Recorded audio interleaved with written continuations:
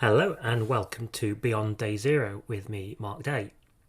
Today I'm having a chat with Abbie Sellers, who runs a Whole Foods slash refill slash zero waste shop. Many of you will know, but some of you won't, that I own a refill shop in Buxton in the UK called Day Zero, and we get into all sorts of ethical issues with our customers. And I create this podcast to create more awareness of the issues that are linked to what we do, be that directly associated with running an ethical business or environmental, climate change issues, and also personal well-being as well. And I really enjoyed chatting with Abbie when we recorded this episode, and I'm sure you'll get a lot out of it. If you want to follow what we're doing, we have a Beyond Day Zero podcast Facebook page. We have a Twitter account, Beyond DZ Podcast. Please get in touch if there is somebody that you think would make a great guest on a future podcast episode. Drop us an email to beyonddayzeropodcast@gmail.com. Give us some feedback and let us know about the episodes that you've heard so far. We've already talked about sustainable transport, about mental health, and about a plant-based diet, so hopefully you've tuned into those episodes too. We have a YouTube channel and we also have a Podbean account. Podbean is the service that hosts our podcast. If you're not hooked into one of the other podcast platforms, you can download the Podbean app as well and find us there. Okay, hope you enjoy this episode. I'm going to drop you right in mid-conversation.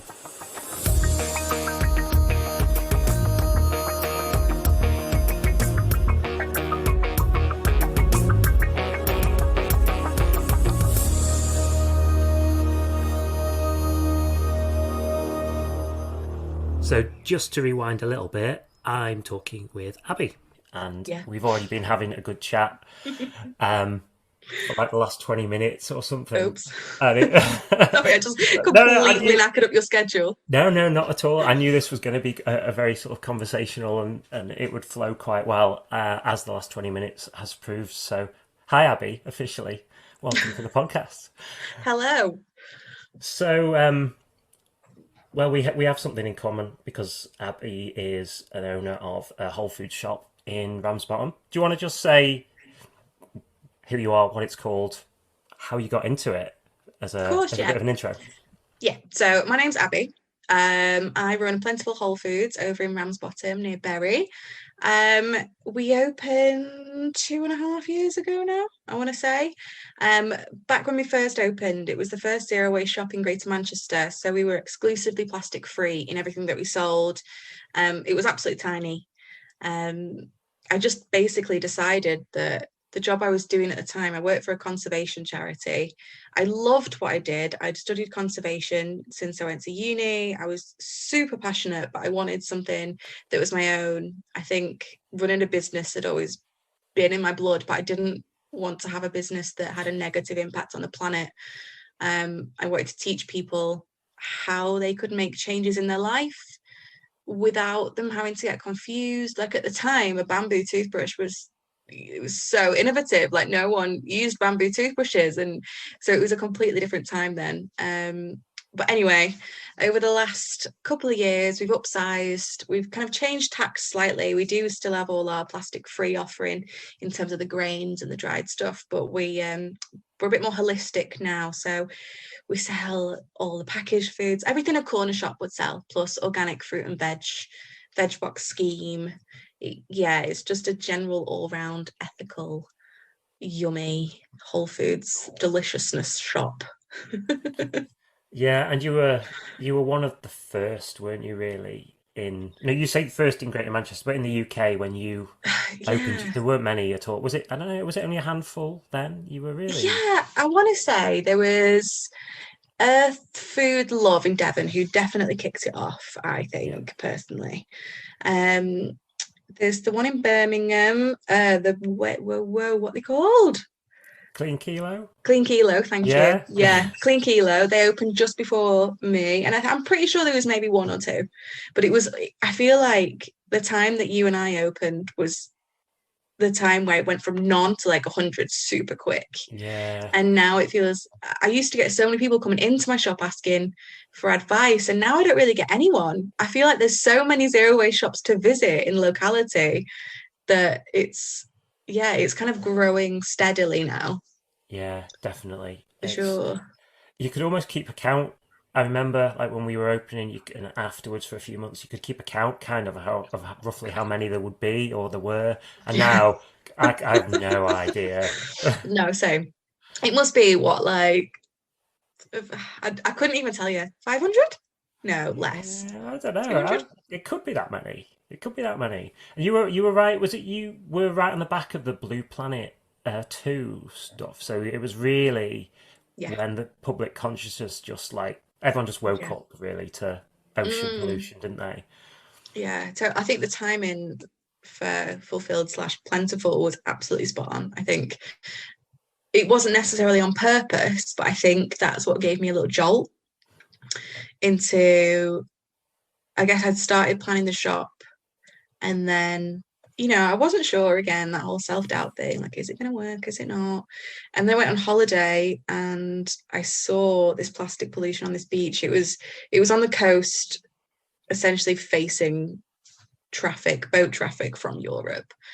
And the amount of plastic that was washing up, like you could see it. It was disgusting, just constantly, just piece after piece. And they did so many beach cleans. There was nesting turtles on there, and I hadn't planned to go to that beach at all. We were just doing, I think it's a bird watching day, and we ended up there, looking at boobies, and never gets old.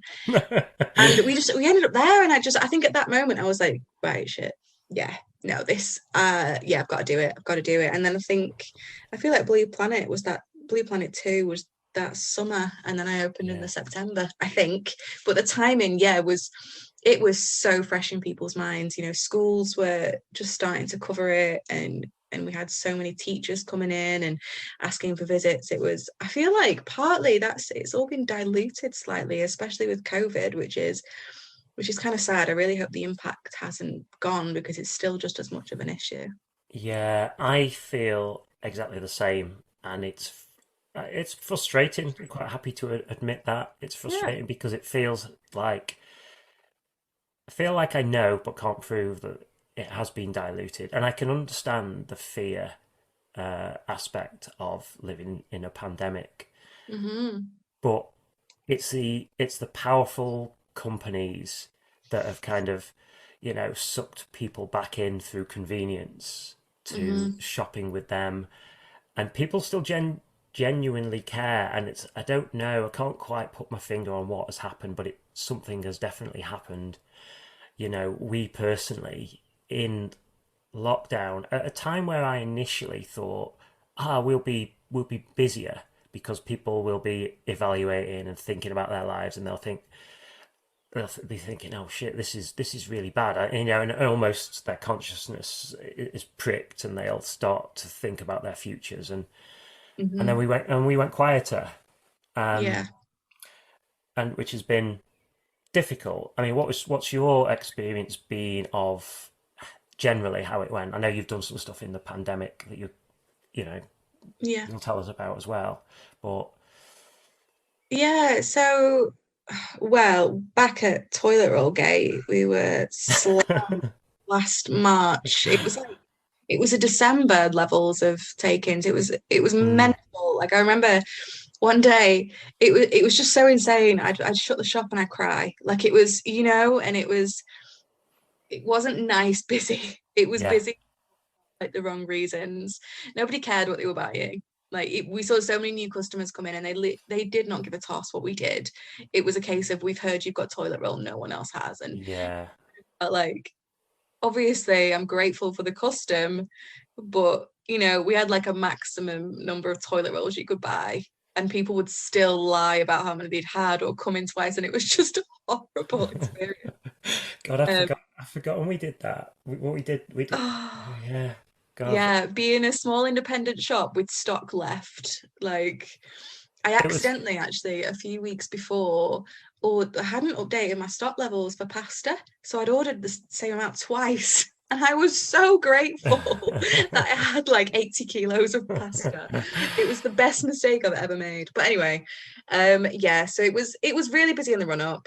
standard, just because toilet roll and pasta, really, and people wanting to buy a lot at once because the world, I mean, rightfully so, people were panicking because we've never experienced this before, and I don't really blame anyone. It was only kind of my perspective on my happy place that made me feel like that. Yeah.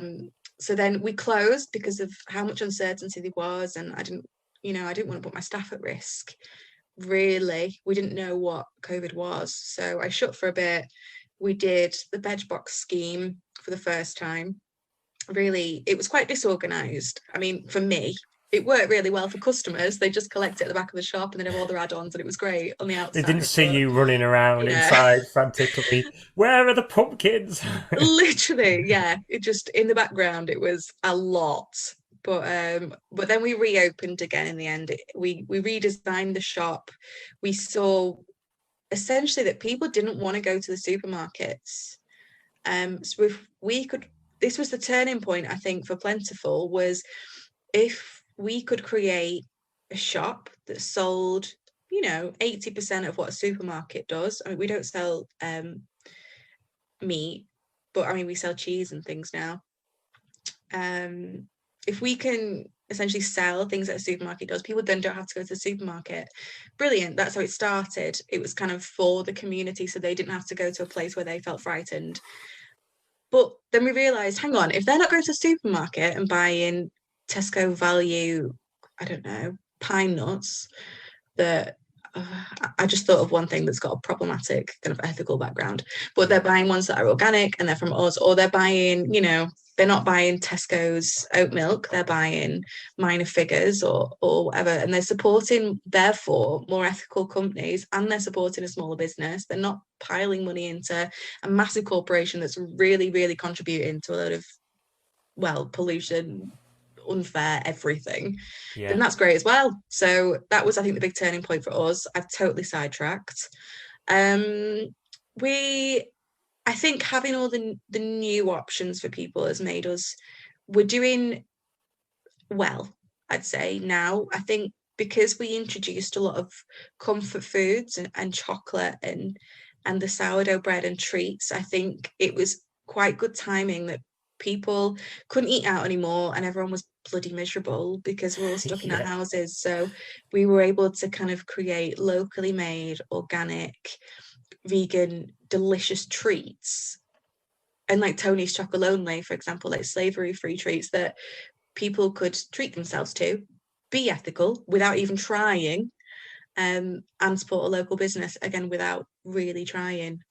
So it's been pretty busy for us. It's started to quieten off now. People can go to the pub, Yeah. but I think because there weren't many shops open on our high street, we were probably the most interesting shop that you could go in. So Yeah. So people just gravitate towards you yeah, anyway. Look at a pretty shop. much. Yeah, we've not really we did last summer. It was quiet, it was very quiet, but I think since Christmas and since becoming an absolute haven for chocolate goodies, Chocolate yeah, definitely works. it's Yeah. yeah. On every level. Yeah. Absolutely. I think just going back to what you said, there's something in that I personally believe in, and perhaps you could go into some of the the kind of the ethics around how you choose where you get your stuff from, because like you say, there is a vast difference between what a supermarket does and what you and I do. Hmm. And this is one of the reasons I wanted to do the podcast, exactly this, because people get the plastic free concept. It's visible, it's been made visible. We Hmm. can't forget the pictures of animals being washed up with a load of plastic in their stomachs and all of Yeah. that, those sort of terrible scenes. But I don't think the other messages are in people's awareness to the same extent. And there's a lot that we do that is worth talking about, the reasons Mm. why we choose who we buy from. Hmm. Um, so you mentioned a couple of different brands that people might know of.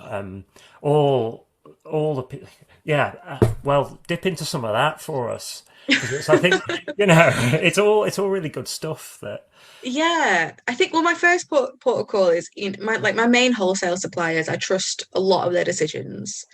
Um, so they're kind of my first port of call for anything, new that might be coming around. Anything that's not locally produced anyway, for anything big and branded. But I find ethical consumer, I kind of feel like my job as an ethical mini market essentially is to do the research for people. I think that's what puts people off shopping ethically and understanding more about it, is because it's so multifaceted. Like you can pick something that's plastic free, but then on the other side it's not organic.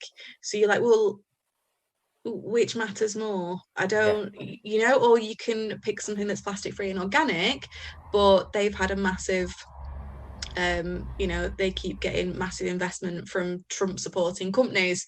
So I see my job basically as to collate as much of that info as I can. I won't always get it right, 100%. I can do my best. I'm always hoping people will pull me up on it. I'm sure they will. I've had a few people.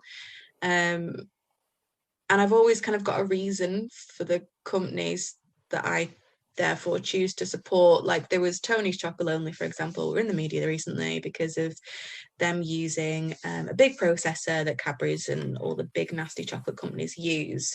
So I was aware of that. And then because of the relationship that you build with your suppliers, you can then email and be like, yo, what's your actual statement? Tell me what's going on, find out, and then make a decision. And then you can share that with your company, with your customers.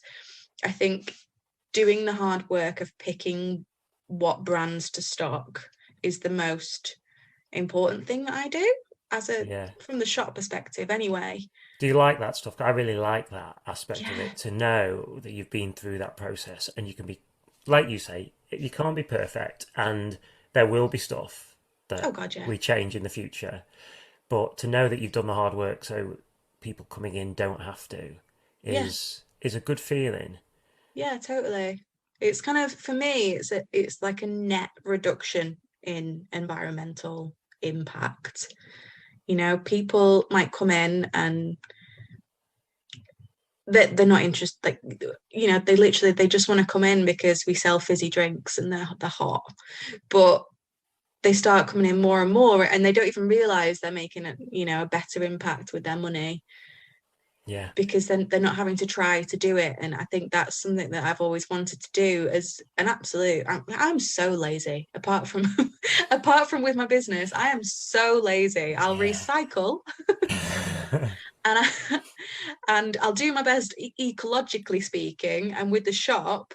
But if I have to make a choice, I don't want to make a choice. And I think most consumers are the same. Why, you don't want to have to, like, obviously some people do. I think the kind of the hardcore zero wasters and people that are very much environmentally minded will do that research, but that is a tiny percentage, it, really. it It's is. like preaching to the choir, teaching them how to stop using plastic. Yeah, and it can be a bit off-putting, can't it? Because Mm-hmm. I think people feel like they're not good enough if they're not doing Oh God, 100%. yeah. And that's a terrible Yeah. thing for the whole, any movement that's got a label, that's a terrible thing. Mm-hmm. It's like veganism, isn't it? I was Oh talking my God, to yeah. on another episode with someone about that. That the term plant-based has come about really because it seems a bit of a softer term. Um, Yeah. and it's the same with we were chatting before. It's the same with sort of being. It sounds a bit friendlier being a refill shop than being a zero waste shop somehow, because that zero waste ideology sounds Mm-hmm. very hard to achieve, Yeah. and we have to point out to people we're not trying to make them into perfect. We're not going to come around and audit their house No. and stop them shopping with us if we find some plastic. Totally. Do you get people coming in apologizing because they're reusing a plastic bag? And I'm Yeah, like, please, honestly, I don't care. we love that. Yeah. Yeah, like it's absolutely wonderful. Like you're reusing it. Sometimes we all slip up and that's fine. And yeah, yeah, I know exactly what you mean. I think as soon as you make anyone feel guilty or they're doing something wrong, instantly they just disengage. And I totally understand that.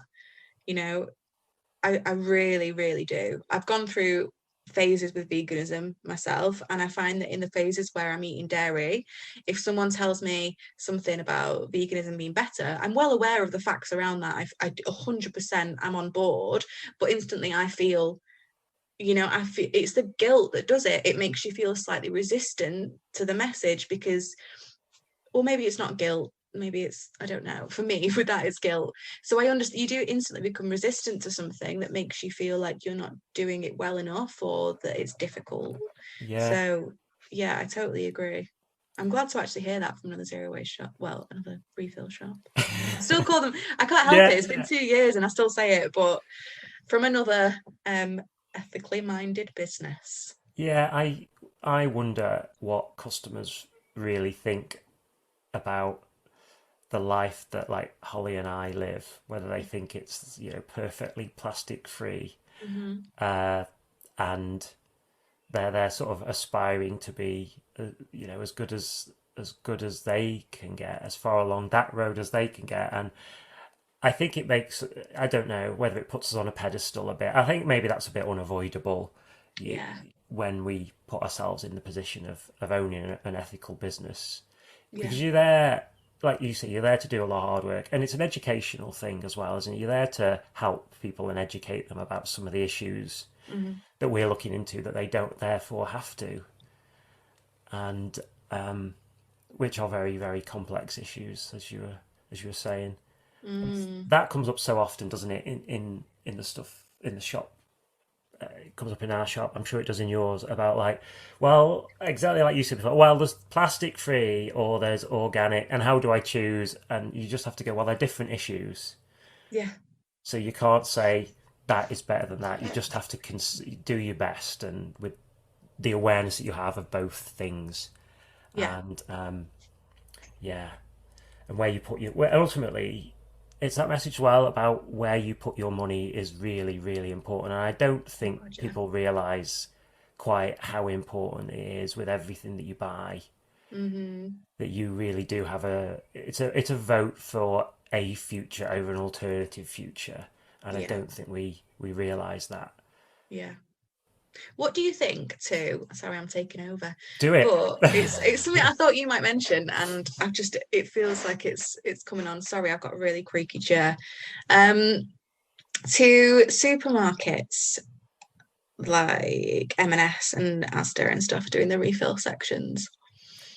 It's always going to happen, isn't it? It was always bound to happen. And I just think that we just have to educate people about the bigger picture. And again, it comes back to my thinking about why I wanted to do this podcast, really, because supermarkets can just completely pull the wool over our eyes with Mm, price predominantly.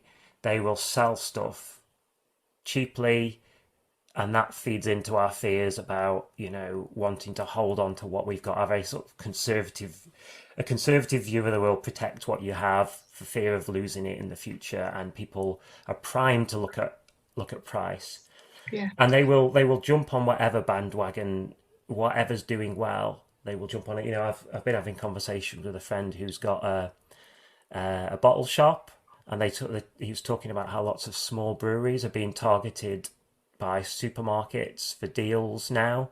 So to sell to supermarkets at volume and cheaply. And yeah. that's to some extent meaning that supermarkets are now selling the stuff that was in bottle shops, but much, much cheaper. Oh God, yeah. I've experienced that recently. Like something I've started selling at a shop, it was going absolutely amazing, and then all of a sudden, I noticed like it just wasn't selling very much. And I went to Morrison's, which is literally a 2-minute walk from my shop. A few days later, there it was, literally two-thirds of the price. It was cheaper than I buy it for Yeah, wholesale, and yeah, it's absolutely impossible to compete. You just yeah. couldn't. So you have to bring it back to a wider view and Hmm. talk about the other things that we do, Yeah. because it's nothing against any individual person that's working in a supermarket. The people Yeah. that have got a lot of credit in during the pandemic, the people that were really helpful in supermarkets, the people on the Hmm. checkouts that had to God, yeah. work in an environment that they weren't familiar with all of a sudden, the people Yeah. that delivery drivers, we're all human. We've got a lot in common with those people, but the practices of the businesses just mean that something or somebody is getting exploited when price is involved as the major factor in how they sell. Hmm.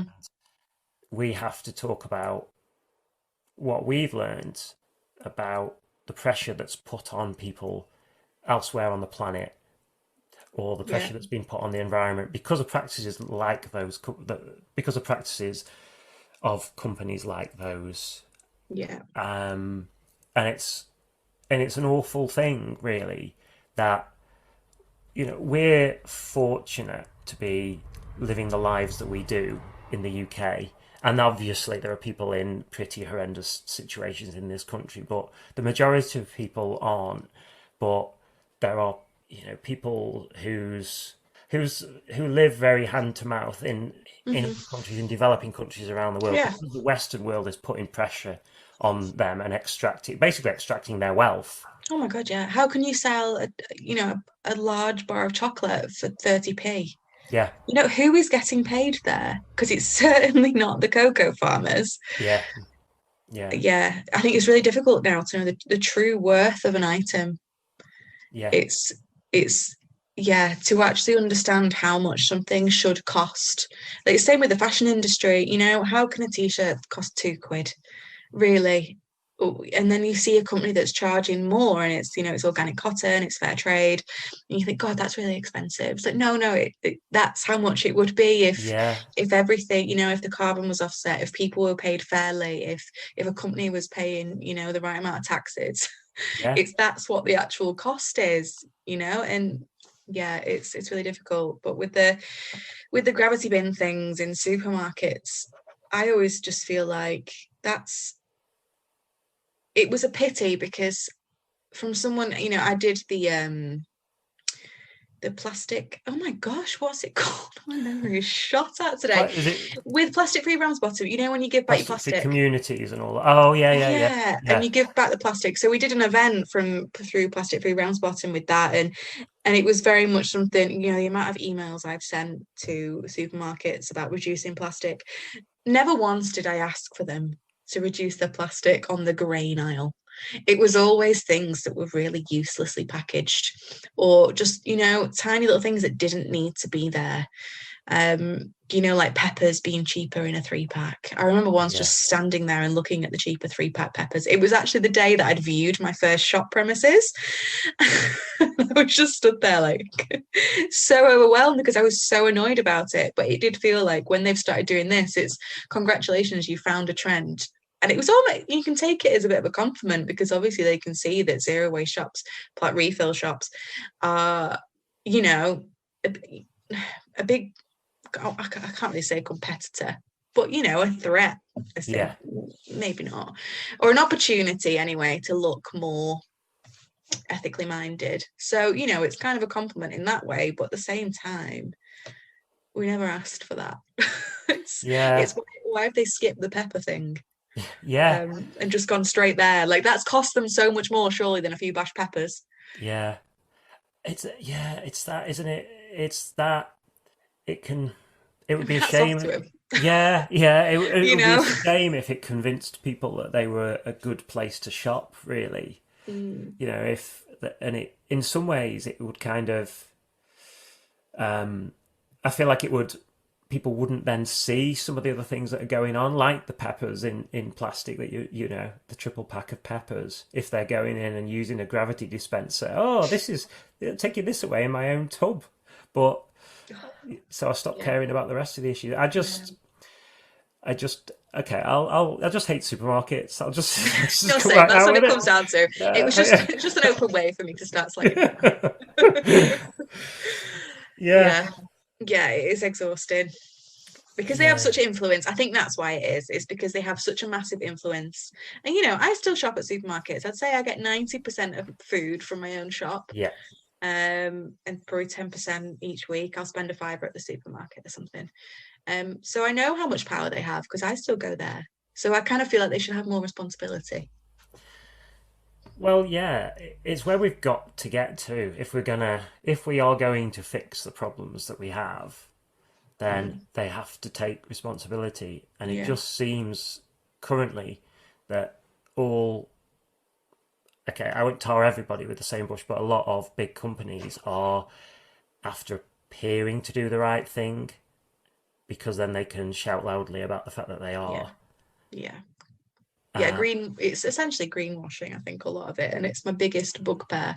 If you're going to be a company that doesn't contribute in terms of, I don't know, carbon or fair pay or whatever issue, then okay, that's fine. Don't claim to be. Because then, you're not just having a negative impact on the planet or people, but you are miseducating people. yeah, So that doesn't seem fair to have best of both worlds. I think that's what winds me up about it. yeah, That's the pinnacle. If you're going to say, you know what, hello, my name's Asda, and I don't claim to make any environmental claims, you'd be like, okay, fair. You can then choose to shop at Asda or choose not to shop at Asda. It's easy. Um, I just picked Asda as a random big corporation, Walmart, whatever. But I feel like as soon as you start, I saw some Tesco jeans or something the other day, and it was like sustainable denim. You're like, is it though? And then you actually look into it, and there is nothing to back that up. So people will buy that and think they're doing great then. And not that I'm saying anyone's done wrong by buying those jeans, because obviously it's probably just misinformation. It's greenwashing essentially. yeah. And it's the whole system that's unfair, isn't it? It's not that it's not that an individual. We're not trying to say that individuals that make those purchasing choices are bad people for doing Oh, so. absolutely not. You do the The best with whole the information you're provided the with. whole system is rigged, isn't it? Yeah. To allow business as usual to prosper. Yeah. Um, and people that are there are obviously people in this country that if things were if we were paying the true cost for things, the true if things were priced to reflect their true cost, there would be plenty of people in this country that would have a real struggle. But the system in this country doesn't support those people to have a family income that's sufficient enough to be able Yeah. to pay a fair price for Yeah. what they buy. So it's kind of out of their control Yeah. and that's attributed to the whole, well, I guess the whole capitalist culture, isn't it? That Mm. rigs the system in favour of large companies with boards of directors and forgets about the little people that earn very Yeah. little. Yeah, it does run a lot deeper than labeling, for sure. Yeah, I, that was. I don't know where we started with that whole thing, but that was good. I like that. I like a good Because joint you're rant. angry. Yeah. So for what you've done so far, have you got any regrets, or what have been the biggest challenges that you've faced? Oh, not trademarking. That no, that's kind of a boring one. I think I didn't trademark the first name of my first shop, and that was a headache. But luckily, we're all covered now. But I think regret-wise, I, I I don't think I've got one, because everything I've done, I've learned from.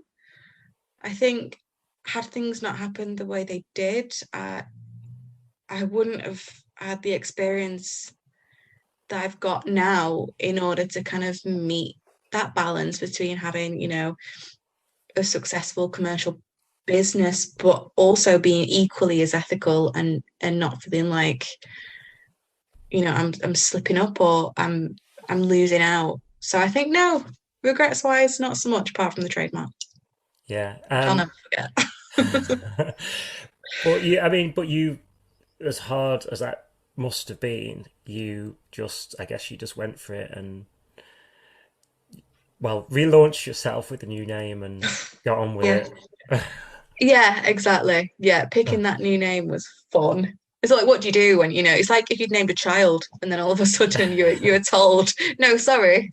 I'm sure it's not the same, but it's difficult to let go of an identity that you've created. It's Yeah. the biggest, you know, hit to your ego. If there's one thing that having a business, especially during COVID, has taught me, is that resilience is everything. Yeah. How's it gone for you anyway, the last 12 months? It's been okay. Okay. It was the same pattern as you saw. You mentioned the loo roll situation that we had that, but the thing that grated a little with me at the time was not necessarily the loo roll, but the whole flour thing. I made the mistake. If you asked me what one of my mistakes was, it was posted on social media that we had flour in stock. Oh, Because flour. I forgot about flour. Oh, because what we then had were people, nothing against people that just thought, I need some flour.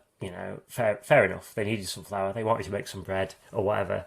hmm Nothing wrong with that. But you feel a little bit aggrieved. I felt aggrieved because we saw a load of people queuing up outside the shop because it was a time where we kind of locked down the number of people that could come in, and we were getting big queues for a while. It was really stressful because you kind of had to go, no, don't put that scoop back there. Stand over there. No, one at a time. It was. Oh I just God. felt like a shop police, Yeah, and I feel like we all earned our shopkeeper stripes that month.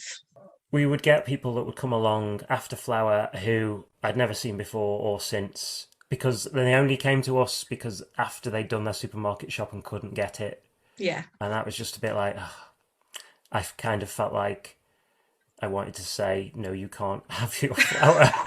Yeah. Yeah, it's really hard not to sound petty because obviously you're happy that they did come, Yeah, yeah. but it was literally through no other choice. And I just felt like there was a time where they were in a queue outside. They were willing to stand with, I don't know, 6 or 8 other people in a queue outside, just waiting to get some flour. And there were probably regular customers who got put off by the Mm, size of the queue. And I yeah. just felt, and it got very stressful for me in May. I just shut the shop for a week.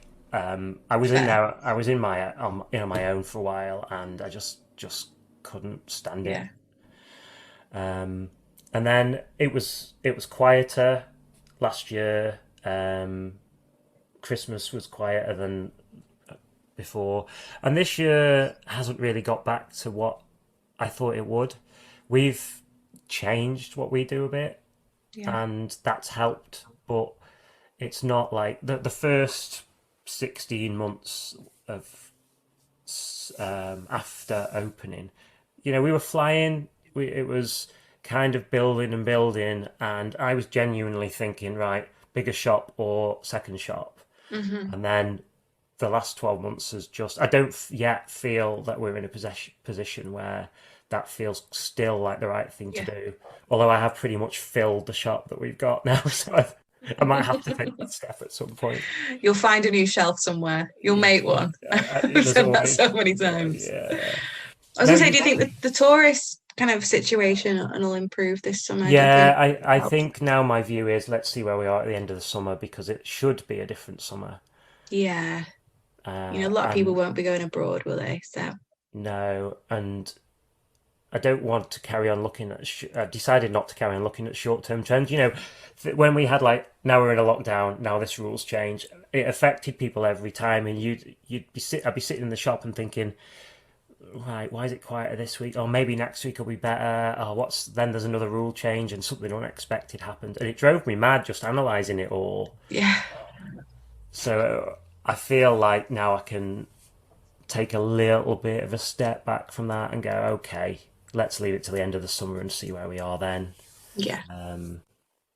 And you always want to try and being in an ethical business, you always want to try and do your best for people, and you want to try and be available, and you have to strike a balance though between your own Mm, needs as well. And mm, that was quite a challenge. It worked myself too hard in that. yeah. I don't think it's anybody else's fault but our own. It's essentially being a community shop. You want to do the best for the community, and then you forget that, if you're pouring for an empty cup, that's not going to happen. No, no. I have this habit, and I think it's just I don't think I can get away from it. Where I'll get to a point where I'm overloaded, and then I'll go right. I'll stop that. Stop that. Make some headspace.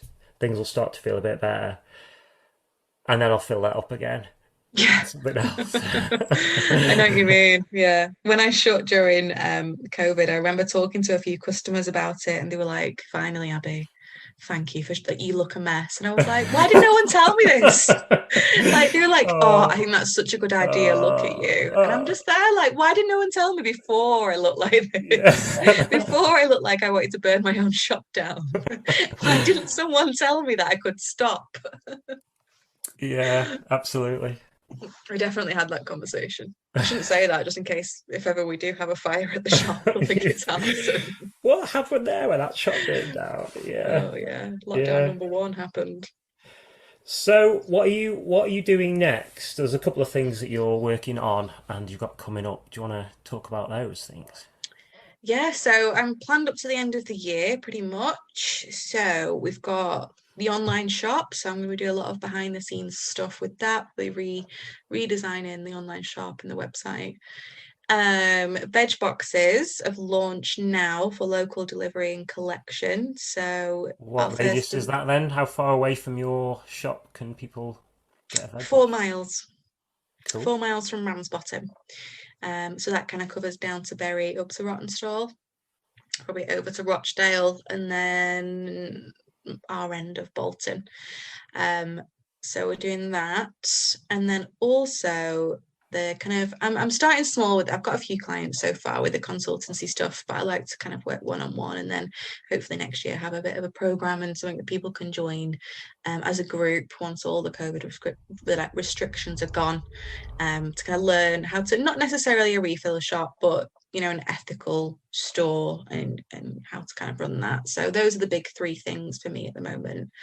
Veg boxes being imminent. But you've got a lot of veg box experience now. Oh, now I do. Yeah, I know how to not do it. Yeah, maybe one thing I regret is not getting enough fridge space at the start. Yeah, I sometimes think with hindsight, you can in terms of regrets, you sometimes feel afterwards like, why didn't I just do this Mm, sooner? But hindsight is a wonderful thing, isn't it? isn't it? You do what you think is right at the time, and things are always evolving.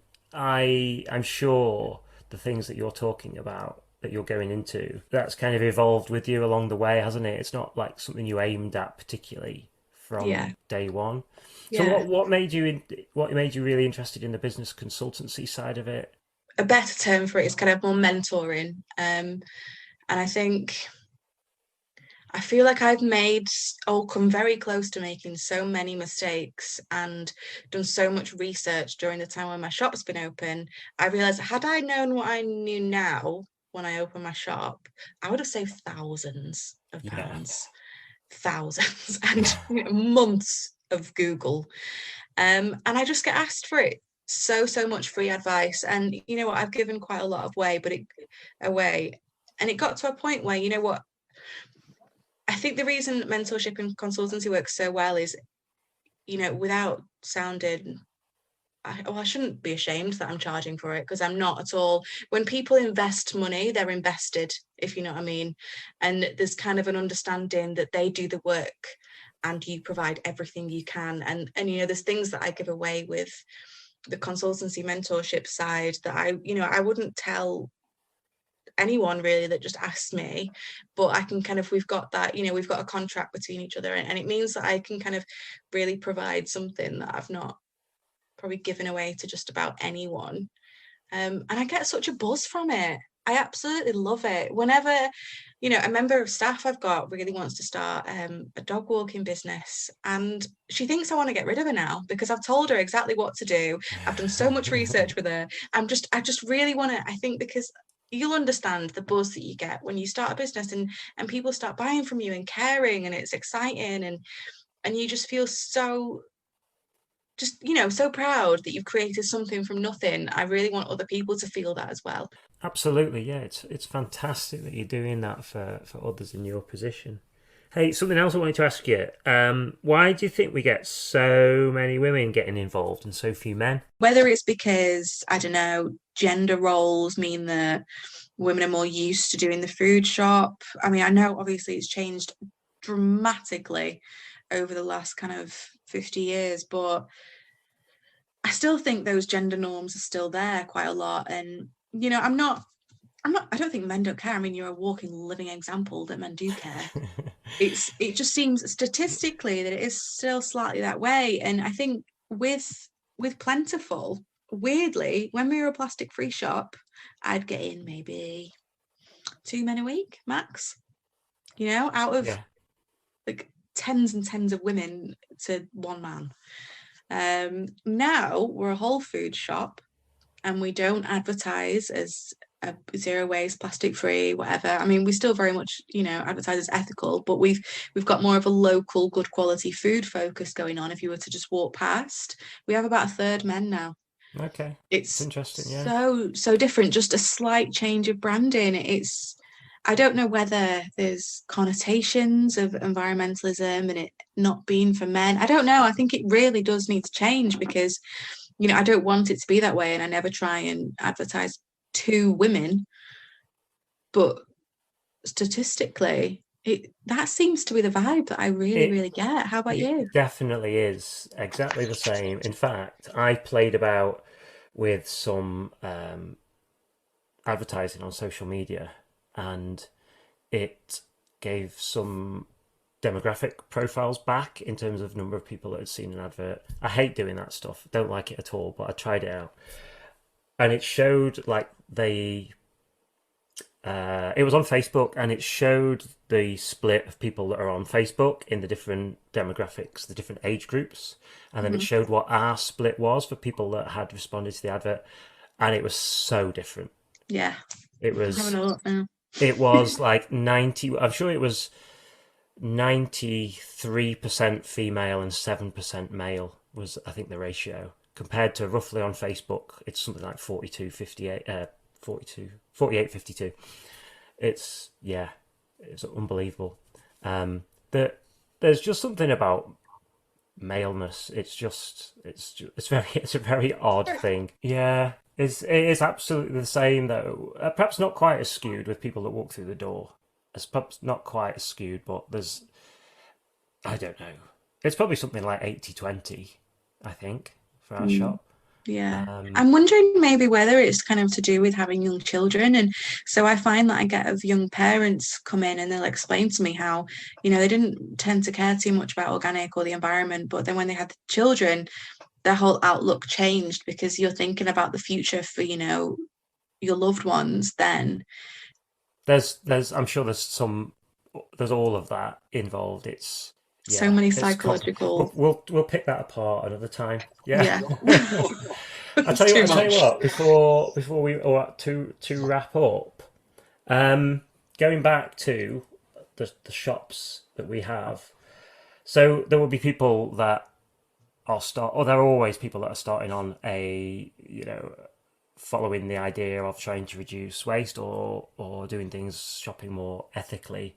So have you got any tips where to start, like different ideas of where people could start if they were coming to shop with you? What would you say to them in the shop if they didn't have a clue? I just want to do this, but I don't know where to start. Yeah, totally. I'd say go slow. Absolutely. Kind of going back to what we were saying before about, you know, feeling some resistance when you feel like you can't do something very well. I think it's really important to be gentle with yourself because I've tried to quit plastic fully multiple times and I'm absolutely miserable because I can't do it properly and I put so much pressure on myself. I don't want to do it anymore. You know, after the end of Lent, I'm like, I'm just pissed off because I'm beating myself up over it and it's not fun. So I'd say definitely start slow. Look in your bin, see what actually you create most, and there's going to be something that's going to be a really big impact for you, whether it's baby wipes or whether it's, I don't know, menstrual care or, you know, cleaning products. Maybe you've got a big cleaning product fetish. I know. I definitely used to, and if you're watching Mrs. Hinch, you probably will do as well. You know, finding something that's a really big impact for you. Maybe you have loads of snacks, like maybe, you know, your children take snacks to school, and I know now I think they have to, there's so many rules and regulations about school, but maybe, you know, you have a packet of crisps every day. Just find the biggest impact for you and swap one thing, and just one thing a week max. It's not about going quickly. And if you can do it through supporting a small local business, that's absolutely brilliant, because you're killing two birds with one stone, or no birds at all. Preferably none. Yeah. Terrible example of a metaphor there, but if you can do that, then that's brilliant, because a lot of the time, like you and I do, we're making ethical choices at the same time as being plastic free. It's different for everyone where to start, but you'll know what your bin is full of. If it's hummus pots, you can try making your own and do it in bulk and do it easy. Bulk cooking is a lifesaver. And you've got a good resource that you can tap into if you've got a shop like yours around, because you can just come in and ask, can't you? If you're puzzled, if you don't know where to begin, you can ask that question. Yeah. And you'll get a really good helping hand. Yeah. And I mean, I can't speak for every shop, but from every single refill shop owner I've spoken to, there's genuine passion and care there. And I think, if you go to pretty much any refill shop and say, hold your hands up. I absolutely love this question so much when someone comes in and they go, I really care. I don't know what I'm doing. Please, can you help me? And it's, there's no ego in there. There's no, I know better. There's no judgment. There's nothing. And you can both just go, okay. And really genuinely have a useful conversation. And yeah, I think that never be afraid of approaching zero waste. Keep saying it, but I'm going to keep saying it because that's what I call them now. Never be afraid of approaching them, I think, because there's a genuine passion behind that person, and there isn't going to be judgment because you've made the effort of going, I want to change. And that's amazing. That's so much better than 99% of people have ever really thought about, and that's great. Yeah, you've started already, haven't you? At that point. Yeah, even noticing, that's a brilliant start. Because once you've noticed, you do not stop. You can't unnotice. No, not easily anyway. God, no.